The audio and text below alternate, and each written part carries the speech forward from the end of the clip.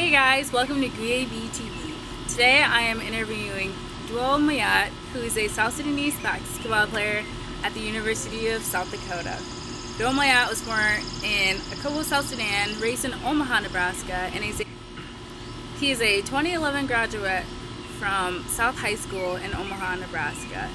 And we have him here today. Thank you so much for being here with us today. So let's start off. So you were born in Guye, South Sudan, raised in Omaha, Nebraska, one of the most dangerous cities in the U.S. What was it like growing up there? Growing up in Omaha was tough, It taught us to hold our own, with our friends and everybody else. With the community in Omaha, everybody, they tend to not like each other. But growing up, we all had to stick together, pretty much. Right. And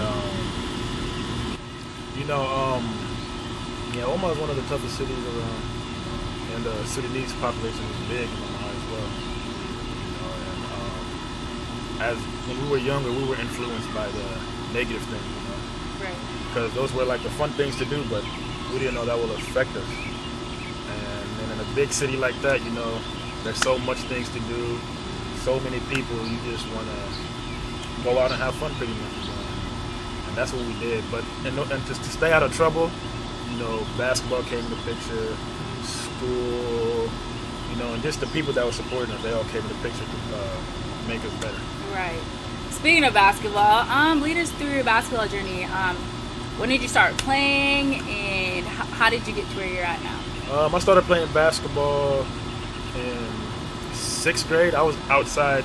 There was a park in school.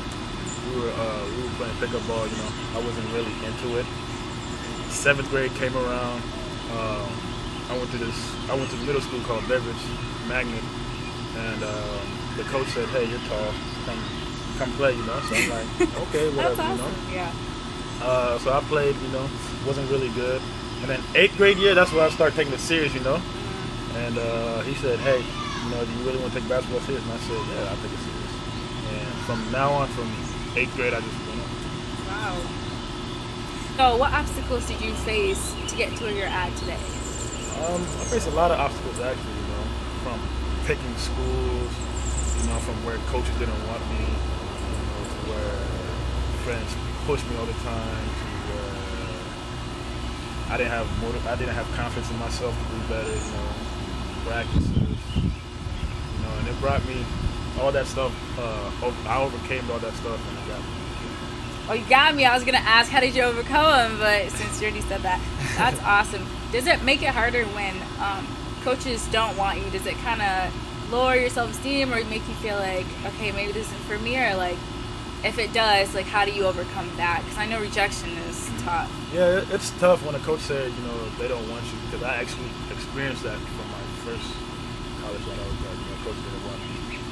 And, every time somebody don't want you, you got to prove them wrong. You got to do better. Work hard. That's what I did, yeah. Right. Wow. So what motivates you to get up every morning and do what you do? The love of the game, Basketball, you just don't come in, you got to work for it. First off, my family as well.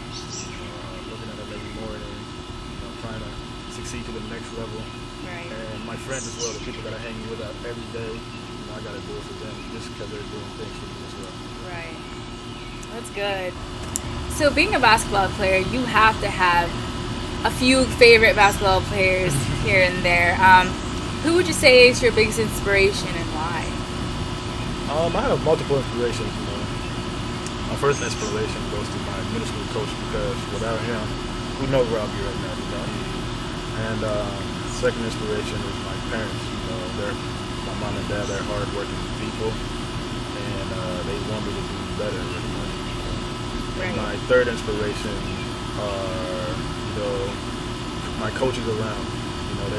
They tell me the rights and the wrongs, and I just listen to them because they've been there, done that, and I feel like that's the right thing to do.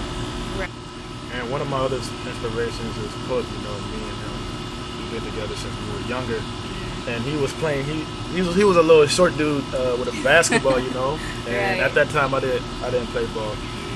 And I'm like, wow, this little kid moving like that, you know, let me do something with it, you know. Yeah. And ever since that day, he inspired me to play ball. Wow, that's amazing.